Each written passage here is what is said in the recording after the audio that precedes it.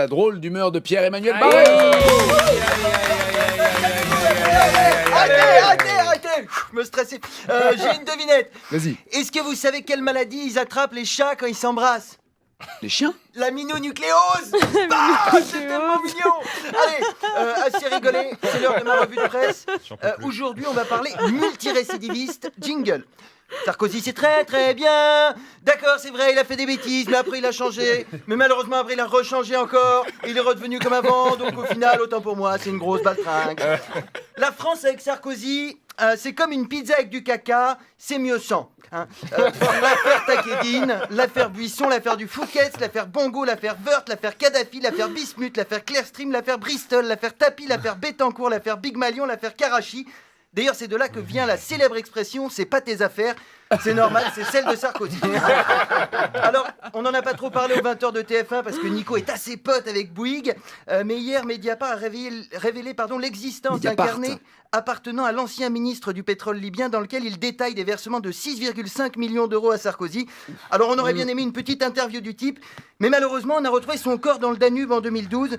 Le pauvre homme s'est noyé le lendemain de la parution dans Mediapart aussi d'un document officiel libyen évoquant un financement de 50 millions d'euros pour la campagne de Sarkozy en 2007. Putain, il a vraiment de la chance, Sarkozy. Il devrait jouer au loto. Ah bah non, pas besoin, il a déjà gagné 50 millions. Non, au final, on ne sait pas vraiment combien il a touché des Libyens, mais à mon avis, Kadhafi a moins dépensé pour la campagne de Sarkozy que ce que le procureur dépense en timbre pour lui envoyer ses convocations au tribunal. On dirait que tous les matins, Sarkozy il se regarde dans la glace en se disant « Tiens, qu'est-ce que je pourrais bien faire aujourd'hui pour étoffer mon casier judiciaire ?» S'il y avait une justice, il serait tellement condamné qu'on devrait le cloner autant de fois qu'il a de dossiers, l'emprisonner avec ses 3000 petits clones et les laisser s'enculer sous les douches pendant 200 ans. Alors après, c'est normal qu'il se soit si bien entendu avec Kadhafi. Nicolas, il sait accueillir les dictateurs. Ben Ali, Bongo, Al-Assad, même un juge de la Cour pénale internationale, il reçoit pas autant de fils de pute dans son bureau. Sarkozy, c'est son kiff, les dictateurs. À mon avis, il demande à Carla de se dessiner une petite moustache sous le nez avant de le sucer. Bon, alors, le portrait du mec est déjà bien dressé.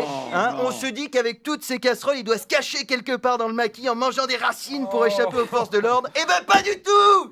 Il est tous les jours à la télé pour dire de la merde. Il va se retrouver avec un procès en plus quand Cyril Hanouna va porter plainte pour plagiat.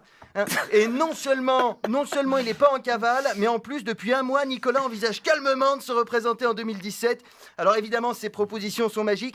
Il veut passer la retraite à 64 ans, rendre le service militaire obligatoire pour les jeunes chômeurs, supprimer le regroupement familial et redonner à la France le goût du travail parce qu'il en a marre de l'assistanat. Et il s'y connaît en assistanat.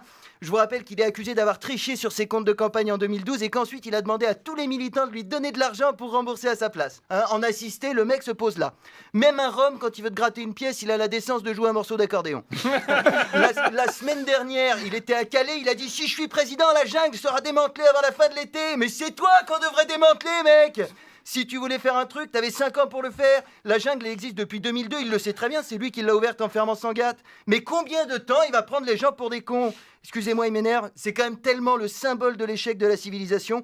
Moi, quand je meurs, enterrez-moi 60 mètres sous terre avec une peau de bête. Je veux pas que les archéologues du futur croient que je traînais avec vous. Merci d'avoir écouté. La bande originale, Nagui, sur France Inter.